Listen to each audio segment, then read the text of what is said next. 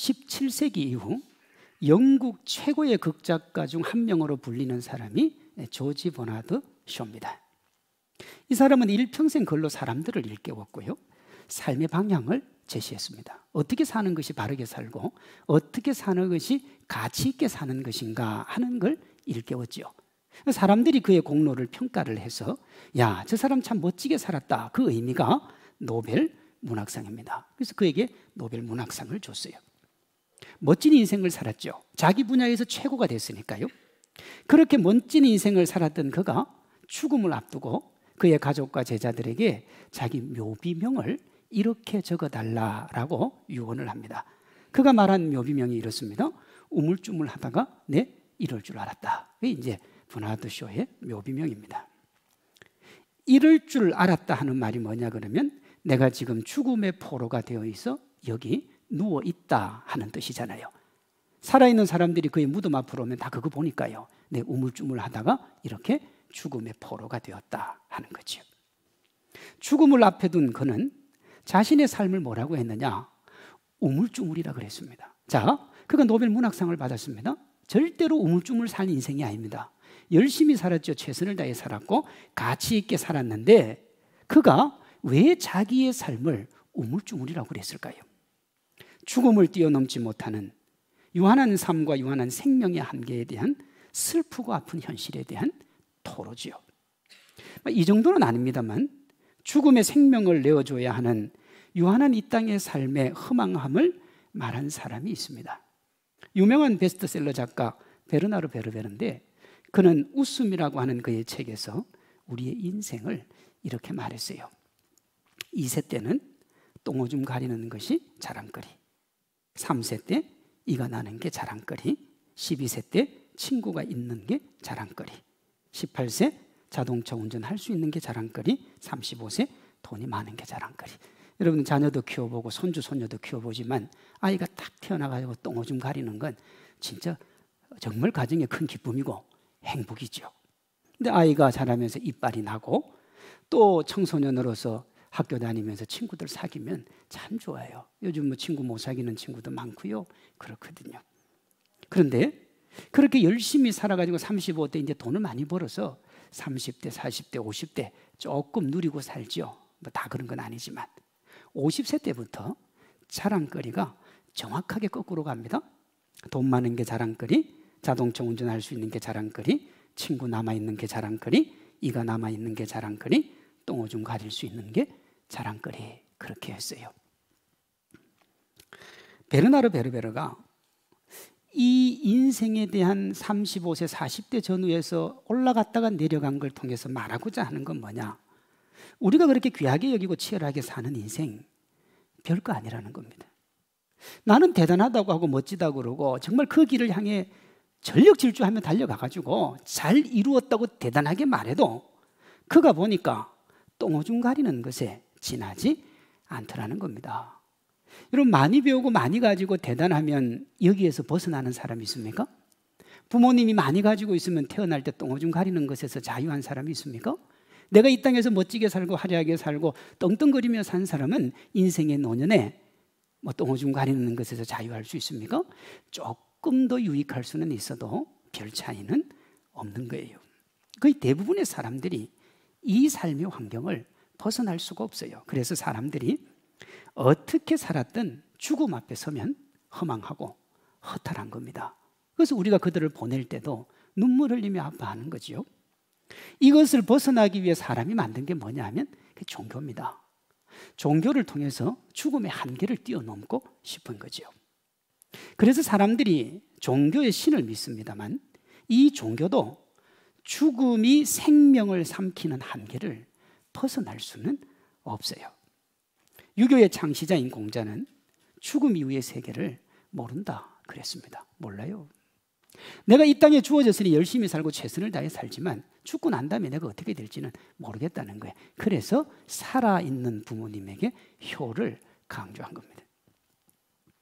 이 땅에서 인간이 살아가는 삶에 대해서 제일 많이 고민한 철학자들이 누구냐? 그 사람들이 실존주의 철학자들입니다.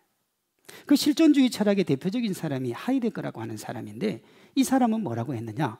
인간은 신으로부터 버림받아 피투되었으니 자기 힘으로 기투하며 열심히 살아야 된다 그랬어요. 삶은 치열하게 살아야 된다는 거예요. 왜? 어쨌든 우리에게 삶이 주어졌으니까. 그런데 실존주의가 극복하지 못하는 게 뭐냐? 죽음을 극복할 수가 없어요. 삶은 사는데 왜 살아야 되는지 몰라요. 삶이 있으니까 사는 거죠. 인류 역사의 가장 위대한 철학자를 소크라테스라고 하는데, 이분은 현상계와 이데아를 나누어서 형이상학을 만든 대표적인 철학자입니다. 그의 제자가 플라톤과 아리스토텔레스 아닙니까? 그 두 사람, 이 세 사람이 철학의 거두들입니다. 그리고 이 이후에 수많은 사람들이 형이상학을 말하고, 지성을 추구하는 사람들은 이 사람들이 자신들에게 희망과 소망을 줬다 그랬습니다. 그런데 정작 소크라테스는 자신이 만든 그 이데아가 진짜 있을지 없을지에 대한 확신을 못했어요. 있으면 좋겠다는 희망과 기대를 가졌던 거죠. 불교를 만든 석가모니는 108번뇌를 비롯한 희노애락의 삶을 뛰어넘기 위해 수많이 고민했고요. 모두가 부처가 될 수 있다는 사상을 통해 사람들에게 교화와 감동을 줬습니다만, 여러분 실제 부처가 되는 사람이 몇 명 됩니까? 별로 없어요. 영원한 나라를 꿈꾸고 영원한 나라를 소망하지만, 우리나라 천국 지옥 있는 그거 잘 보시면 영원히 사는 저승사자도 이 땅에서 잠시 사는 걸 더 좋아합니다. 그래서 여러분 인과 연이라고 하는 영화를 보면 저승사자가 수백 년을 살았는데 그 꿈이 뭐냐? 7, 80년밖에 안 되는 이 땅의 인생을 다시 살고 싶은 거예요. 못 뛰어넘어요. 못 뛰어넘어요. 이걸 뛰어넘으신 유일한 분이 있다면 그분이 예수님입니다. 우리가 그분이 뛰어넘었다고 얘기를 하는 게 아니라 그분 스스로가 내가 이것을 뛰어넘었고 나를 통해서만 영원한 생명을 얻을 수 있다, 그렇게 말씀을 하셨어요. 요한복음 14장 6절입니다. 예수께서 이르시되 내가 곧 길이요 진리요 생명이니 나로 말미암지 않고는 아버지께로 올 자가 없다 그랬습니다. 길이요 진리요 생명이신 이유가 뭔가? 예수님이요. 그것은 예수님이 부활이고 생명이기 때문에 그렇습니다. 이렇습니다. 예수께서 이르시되 나는 부활이요 생명이니 나를 믿는 자는 죽어도 살겠고 무릇 살아서 나를 믿는 자는 영원히 죽지 아니하리라 그랬습니다. 죽어도 살고 살면 그 생명 영원히 가지고 가는 분이 예수님밖에 없다는 거예요. 그런데 우리가 한번 생각을 해봐야 돼요. 예수님이 부활이고 생명이어서 죽어도 살고 살아서 믿으면 영원히 죽지 않는, 여기에는 한 가지 조건이 필요합니다. 뭐냐 하면 죽음이 죽어야 돼요. 만약에 죽음이 죽지 않으면 이 죽음은 언젠가는 우리의 생명을 삼킬 겁니다. 그래서 죽음이 없어야 돼요. 여러분 본래 인간이 죽을 수밖에 없는 것은 죽음이 생명을 삼켰기 때문에 그렇습니다. 예수님이 뭐라고 하셨느냐? 십자가에서 죽으시고 부활하심으로 내가 이 문제를 해결했다 그래요. 고린도후서 5장 4절에 이런 말씀이 있습니다. 죽을 것이 생명에 삼킨 바 되었다 그랬어요. 그러니까 생명이 죽음을 삼켰다는 겁니다. 생명이 죽음을 삼켰으니까 이제 더 이상 죽음이 없는 거예요. 그걸 만드신 유일한 분이 누구냐 그러면 예수님이요. 그래서 생계가 아니라 생명이 먼저인 겁니다. 우리가 이 땅을 살아가면서 생명을 먼저 확보하지 않으면 어떻게 되느냐? 죽으면 죽음의 노예로서 끝이 나요. 그러나 예수님 안에서 생명을 먼저 확보해 놓으면 죽어도 삽니다. 왜? 나를 믿는 자는 죽어도 살고 살아서 믿으면 영원히 죽지 않기 때문에 예수님만이 이 길을 열 수가 있다. 예수님의 수제자 베드로는 이걸 이렇게 얘기했습니다. 다른 이로서는 구원을 받을 수 없나니 천하 사람 중에 구원받을 만한 다른 이름을 우리에게 주신 일이 없음이라 그랬어요. 그러니 이 땅의 삶을 전부로 여기고 이 땅의 삶의 모든 것을 쏟으면서 정작 영혼을 준비하지 못하는 이는 어리석은 사람이에요. 내가 이 땅에서 부명의 권세, 내 자녀, 내 남편, 내 아내 그거 추구하고 돈 추구하고 높은 아파트 추구하고 좋은 차 추구하며 살 수 있습니다. 인생이니까요. 그런데 그걸 먼저 추구하다가 내가 나중에 죽기 전에 하나님을 믿지, 그러다 그 전에 내 생명이 죽음에 삼킨 바가 되면 영원히 죽는 거예요. 그런데요, 한 살이라도 어릴 때, 젊을 때 생명을 먼저 확보해 놓고 그 다음에 이 땅을 살면 아무리 죽어도 우리에게 생명이 있고 기쁨이 있고 영원한 소망이 있습니다. 우리가 앞에서 살펴본 것처럼 인생의 본질을 깨달은 이들은 한결같이 뭐라고 하느냐? 죽음으로 끝나는 인생은 허망하다는 겁니다. 죽음으로 끝나는 인생은 너무너무 허망하고 허무하다는 거예요. 영적으로 볼 때 땅에서 생명이 생명처럼 보이지만, 그러니까 우리가 다 살아있지 않습니까? 살아있으니까 이 자리에 앉아있죠. 그래서 우리가 살아있는 줄로 알지만 실상은 죽은 것과 다름이 없어요. 여러분, 등산객이 등산을 하다가 파란 나뭇가지 하나를 꺾었습니다. 이 나무는 살아있습니까? 죽어 있습니까? 잎이 무성하고 파릇파릇 살아있으니까 살아있다고 얘기할 수 있고, 나뭇가지에서 이미 그게 떨어져 나갔으니까 죽었다고 얘기할 수도 있습니다. 정확하게 이야기하면 일시적으로 살아있는 꺾여진 가지는 죽은 거예요. 살아있다고 여기는 것이 착각인데요, 이 땅에서 우리가 가지고 있는 생명이 이와 같습니다. 우리가 살아있는 것 같지만 실상은 죽은 거예요. 왜요? 여러분, 인간은 태어나면서부터 죽음을 향해 달려가는 게 맞습니다. 그렇죠? 한 살이라도 더 살았다는 건 죽음을 향해 내가 좀 더 가까이 다가가고 있다는 말이에요. 왜 이렇게 되었는가? 유일한 생명이 하나님인데 하나님과의 관계가 단절되었기 때문에 그렇습니다. 하나님과의 관계가 단절되어 있으면 살아도 산 게 아닌 거예요. 우리가 죽음의 포로가 되어서 어떤 삶을 살았든 삶을 엉망진창으로 만드는 이 단절이 왜 왔느냐 하는 거예요. 성경은 그것을 이렇게 말합니다. 한 사람으로 말미암아 죄가 세상에 들어오고 죄로 말미암아 사망이 들어왔나니 이와 같이 모든 사람이 죄를 지었으므로 사망이 모든 사람에게 이르렀다. 그래요? 최초의 인간으로 사람의 대표였던 아담과 하와가 선악과를 먹음으로 인간에게 죽음이 왔고, 대표의 원리에 따라 이후 모든 사람들이 죽음의 노예가 되었다는 겁니다. 아이고, 무슨 말도 안 되는 소리가 있으면 나는 그거 거부할 거예요. 그럴 수 있습니다. 근데 여러분, 이게 이거하고 똑같습니다. 우리나라가 1997년에 IMF 위기가 왔습니다. 왜 IMF 위기라고 그러느냐? 우리가 IMF에다 돈을 빌려서 우리가 회복을 했으니까. 그때 여러분, 우리나라 경제 최고위 관료가 IMF에 가서 돈을 빌렸습니다. 빌리고 난 다음에 그 돈을 누가 갚았습니까? 빌린 사람이 갚지 않았어요. 5천만 국민이 갚았습니다. 저도 갚았습니다. 직접 세금을 내든 간접 세금을 내든 우리가 낸 세금으로 갚았습니다. 그러면 아니, 돈은 그 사람이 빌렸는데 왜 우리가 갚아야 됩니까? 그 사람이 5천만 대한민국 국민의 이름으로 빌린 겁니다. 우리가 빌려서 이 돈을 갚는데 못 갚으면 책임을 누가 지겠다는 겁니까? 온 국민이 지겠다는 겁니다. 설마 그 사람 보고 돈 빌려줬겠습니까? 우리 보고 빌려준 거죠. 이걸 뭐라고 하느냐? 대표의 원리라, 그렇게 이야기를 해요. 아담이 대표의 원리로 선악과를 따먹음으로 우리에게 죽음이 왔습니다. 이걸 창세기 3장에서 하나님이 이렇게 말씀하셨어요. 아담에게 이르시되 네가 내 아내의 말을 듣고 내가 네게 먹지 말라 한 나무의 열매를 먹었은즉 땅은 너로 말미암아 저주를 받고 너는 내 평생에 수고하여야 그 소산을 먹으리라. 네가 흙으로 돌아갈 때까지 얼굴에 땀을 흘려야 먹을 것을 먹으리니 내가 그것에서 취함을 입었음이라. 기독교는 기본적으로 노동의 가치를 신성시합니다. 왜? 노동하고 먹고 살아야 되니까. 그 다음 보세요. 너는 흙이니 흙으로 돌아갈지니라. 너는 죽는다 이거예요. 죽음이 너를 삼킬 수밖에 없다는 거예요. 그런데요, 아담과 하와가 영원히 살 수 있는 길이 있었어요. 에덴 동산에 선악과도 있었지만 생명나무도 있었습니다. 그 생명나무 먹으면 사는 거예요. 하나님이 제일 먼저 취하신 조치가 뭐냐? 생명으로 들어오는 길을 막았어요.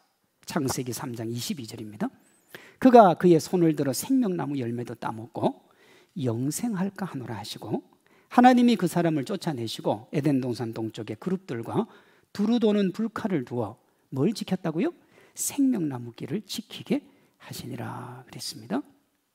영생하지 못하도록 에덴 동산에서 쫓아내시고 생명나무 근처에는 오지도 못하게 한 거예요. 그래서 사람은 절대로 영원한 생명을 가질 수 없어요. 지금 여러분 바이오 산업이 발달을 하고 사람의 그 유전자를 해석을 해가지고 사람이 영원히 살 수 있도록 하겠다. 냉동인간을 만들어서 100년 후면 사람이 영생을 할 수 있다. 뭐 우리가 이런 얘기를 많이 하지만 기독교가 그런 일이 일어날 수 없다고 얘기하는 이유가 이것 때문에 그래요. 하나님이 인간이 영생을 얻는 길을 막으셨어요. 그래서 여러분, 사람이 죽음을 선택했고 하나님이 그 길을 막으셨기 때문에 사람 스스로 생명 얻는 길은 절대로 불가능합니다. 없어요. 이런 이유로 인류의 위대한 스승들이 자기에게 주어진 삶에 대해서는 이야기할 수 있어요. 주어진 삶이니까. 그러나 생명에 대해서, 영생에 대해서는 분명하게 말할 수가 없었던 것이고, 언제나 기준은 뭐냐? 이 땅의 생명이 기준이에요. 불완전한 생명을 기준으로 영생을 보는 것 말고는 답이 없었어요. 그러니 여러분, 이 길을 열 수 있는 분은 누구밖에 없어요? 하나님밖에 없어요. 하나님밖에. 하나님이 막았으니까 하나님만이 이 길을 열 수가 있는데, 오늘 본문에 하나님이 이 길을 예수님을 통해서 여셨다, 그렇게 얘기하는 거예요. 하나님이 세상을 이처럼 사랑하사 독생자를 주셨으니 이는 그를 믿는 자마다 멸망치 않고 뭘 얻는다고요? 영생을 얻는다 그랬잖아요. 그러니까 하나님이 열어놓으신 유일한 길이 뭐냐? 예수님이요. 그래서 예수님이 뭐라고 그랬어요? 내가 곧 길이요 진리요 생명이니 나로 말미암지 않고는 아버지께로 올 자가 없다 그런 거예요. 왜? 그 길만 생명으로 나아가는 길이기 때문에 그렇습니다. 십자가가 우리를 향한 하나님의 사랑의 확증이고요. 이 확증의 마침표가 뭐냐? 부활입니다. 부활. 이제 그리스도께서 죽은 자 가운데서 다시 살아 잠자는 자들의 첫 열매가 되셨도다 그랬어요. 잠자는 자들, 죽은 자들의 첫 열매가 되기 위해 우리 예수님이 부활을 하신 거죠. 그래서 기독교는 뭐냐?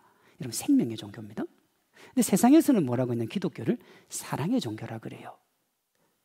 생명과 사랑은 좀 다른 것 같은데 사실은 같은 겁니다. 우리 주님이 우리를 사랑하셔서 우리에게 생명을 준, 그것이 기독교입니다. 십자가로 그걸 우리에게 준 거죠. 죽음의 포로가 된 사람에게 생명을 주시는 하나님의 사랑이에요. 성경은 이것을 아담의 대표 원리가 예수님의 대표 원리로 그대로 이어진다, 그렇게 설명합니다. 로마서 5장 17절이요. 한 사람의 범죄로 말미암아 사망이 그 한 사람을 통하여 왕노릇하였은즉 더욱 은혜와 의의 선물을 넘치게 받는 자들은 한 분 예수 그리스도를 통하여 생명 안에서 왕노릇하리로다. 그런즉 한 범죄로 많은 사람이 정죄에 이른 것 같이 한 의로운 행위로 말미암아 많은 사람이 의롭다 하심을 받아 어디에 이른다고요? 생명에 이르렀다 그랬어요. 고린도전서 15장은 이걸 이렇게 쉽게 풀어서 설명을 합니다. 사망이 한 사람으로 말미암았으니 죽은 자의 부활도 한 사람으로 말미암는도다. 아담 안에서 모든 사람이 죽은 것 같이 그리스도 안에서 모든 사람이 삶을 얻으리라 그랬어요. 대표 원리입니다. 예수님이 우리에게 생명 주시기 위해 십자가에서 죽으시고 우리에게 생명 주어졌음을 보이기 위해 부활하신 겁니다. 그래서 고린도전서 15장 뒤쪽에 가면 이런 말이 있어요. 아주 문학적인 표현인데요. 사망아 너의 쏘는 것이 어디 있느냐 그랬어요. 그러니까 사망이 우리를 죽음으로 몰아가는 걸 벌이 사람을 쏘듯이 쏜다 그런 거예요. 그런데 예수님 안에서는 너희가 더 이상 우리를 뭐 할 수 없다는 거예요? 쏠 수 없다는 거예요. 예수님이 생명 되셔서 죽음을 죽이셨기 때문에 그렇다 이 말입니다. 이를 위해서 예수님이 이 땅에 독생자로 오셨다 그랬잖아요.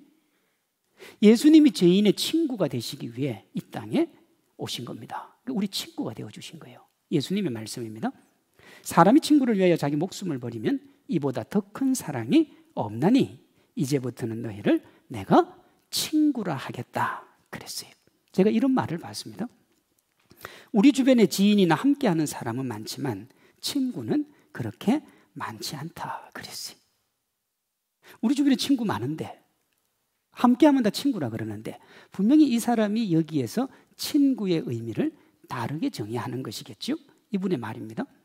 좋은 관계를 위해서 자신에게 있는 것 중에 좋은 것만 보여주면 항상 주변의 지인이나 사람은 넘쳐난다. 이 사람은 나의 좋은 것을 보고 나와 함께 하는 사람들은 친구가 아니라는 거죠. 이분이 말하는 친구는 이렇습니다. 친구는 나의 모든 것, 특별히 부족한 모습을 보여줄 때도 그것을 함께하며 아파하고 나누는 사람이다. 그게 친구라는 거예요. 그래서 인생을 살면서 4-5명의 친구만 둬도 인생을 성공했다는 말이 그 말입니다. 그저 내 주변에 내가 가지고 있는 것 이렇게 나눠 먹기 위해서 하이에나처럼 붙어 다니는 그런 사람들 말고, 정말 내가 아프든 아프지 않든 곤고하든 지치고 피곤하든 언제나 나와 함께 해주고 나를 나보다 더 염려해 주는 사람, 이 사람은 그 사람을 친구라고 보는 거죠. 예수님이 우리를 친구라 그랬잖아요. 가장 정확하게 부합하는 친구입니다. 예수님이 우리의 친구가 되어주시고 우리의 허물을 자신이 지기로 마음을 먹은 거예요. 그리고 우리 친구 되는 우리를 보니까 우리에게 가장 부족한 게 뭔가 이렇게 곰곰이 보니까 다른 무엇보다도 죽음이라고 하는 아픔을 안고 살아가더라는 거예요. 그게 불안하고 그게 초조하고 그게 염려가 되는 거죠.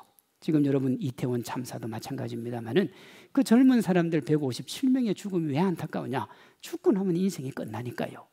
이 안타까움의 문제, 슬픔의 문제를 예수님이 해결을 해주시는데 어떻게 해결해 주시느냐? 내가 죽고 네가 살아라는 거예요. 내가 죽고 그 나의 죽음이 십자가고 너의 삶이 부활로 나타나는 겁니다.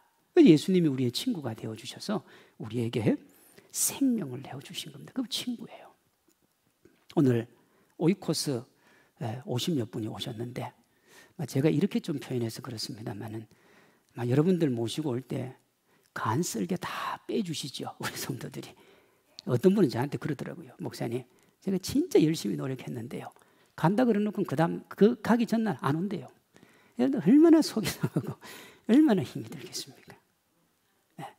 여기 오신 분들은 내가 네 때문에 가져왔다 이렇게 얘기할 수 있지만 아주 객관적으로 보면 데리고 와가지고 데리고 오신 성도가 덕본 건 하나도 없어요. 네. 손해보면 좀 손해봤을까? 왜 그랬을까요? 여러분, 생명의 주님을 내 친구에게 주고 싶었던 거예요. 그걸 위해서 내가 좀 비참해지고 내가 좀 못난 소리 듣고 내가 조금 무시받아도 참으면서 데리고 온 거예요. 그러니 여러분을 오늘 이 교회에 데리고 온 친구보다 더 좋은 친구는 없다고 보시면 돼요. 왜? 그 생명을 살리기 위해서 그 귀한 일을 한 거 아닙니까? 손해봐도 좀 무시받아도 그 일을 한 거잖아요. 우리 예수님의 십자가가 그렇다는 겁니다. 누구라도 이렇게 우리의 친구가 되어주신 예수님을 믿으면 영생의 기쁨을 누립니다. 유한한 생명 살다가 영원한 죽음의 포로가 되지 않아요. 그래서 우리가 이 세상에서 해야 될 가장 중요하고 우선적인 게 뭐냐? 생계가 아니라 생명이 먼저인 겁니다. 이 세상의 그 어떤 것보다 예수님 안에서 그 생명의 기쁨을 누리는 거예요. 사실 이 세상에 있는 것은 무엇이라도 그것을 특별하게 사랑하면요, 대부분 그게 상처로 돌아옵니다. 여러분 한번 보세요. 여러분 누구에게 상처받습니까? 내 마음을 많이 주면 많이 준 사람에게 상처를 받습니다.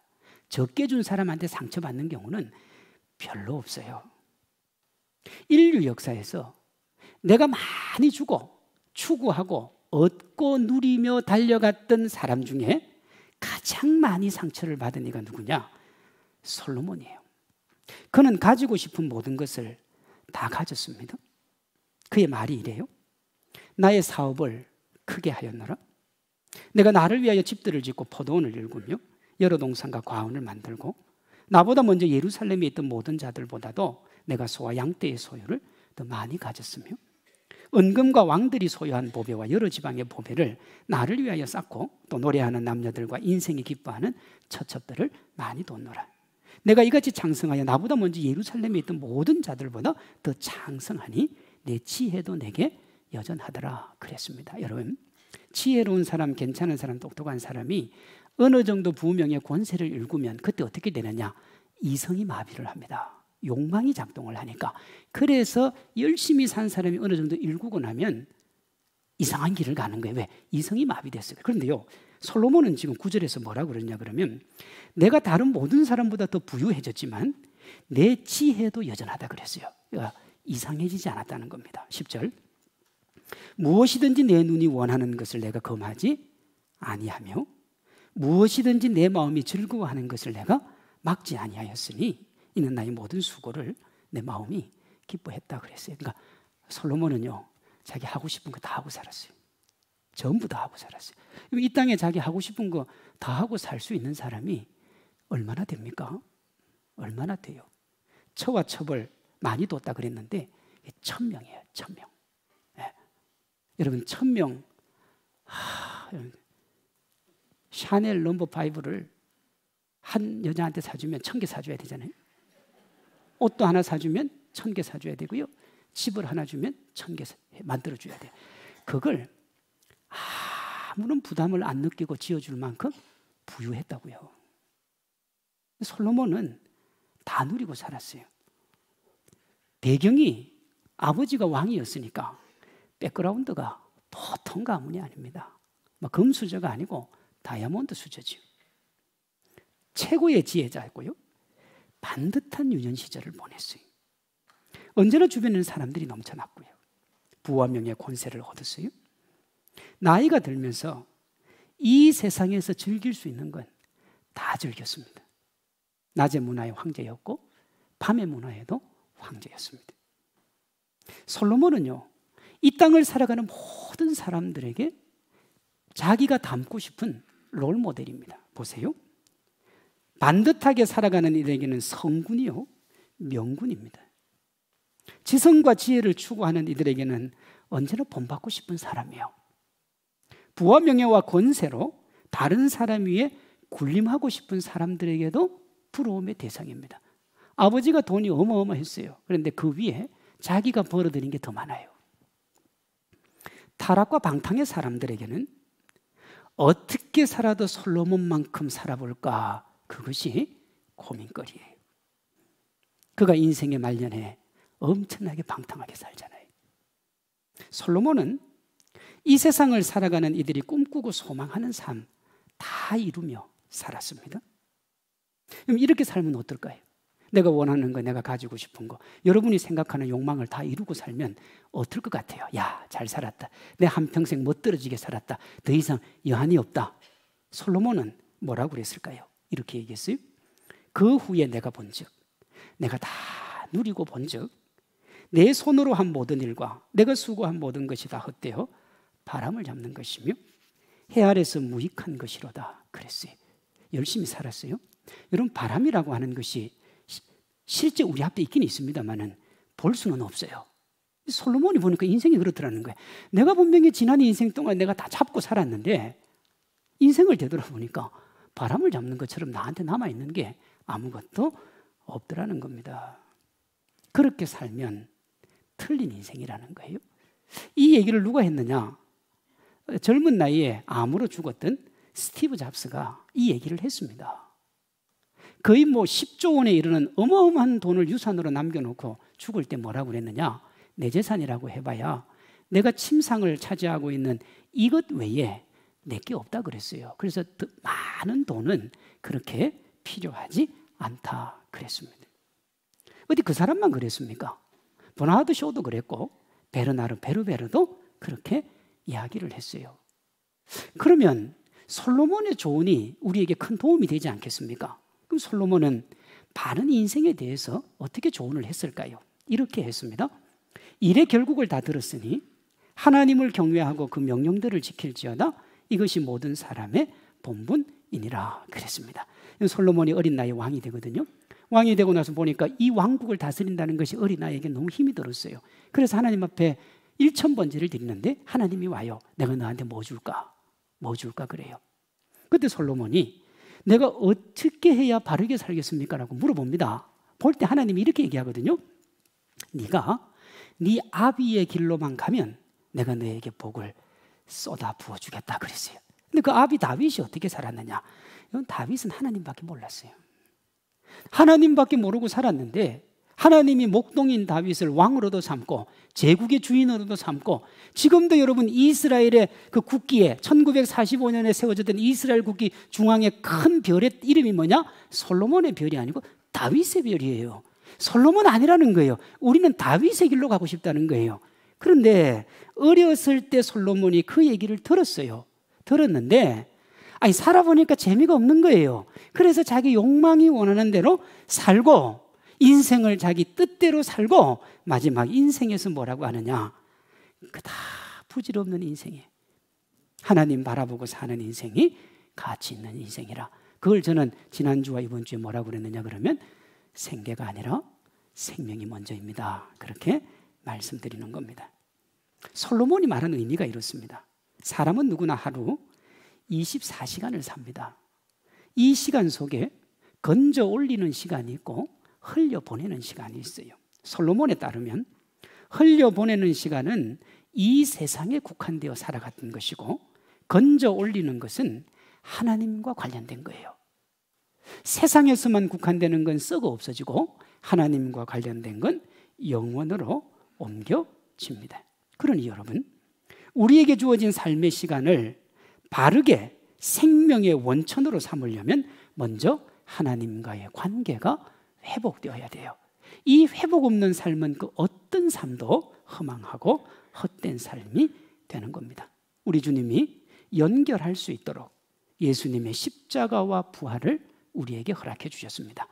우리가 그 십자가와 부활을 나의 것으로 믿으면 우리가 생명의 기쁨, 생명의 즐거움으로 나아갈 수가 있는 거예요.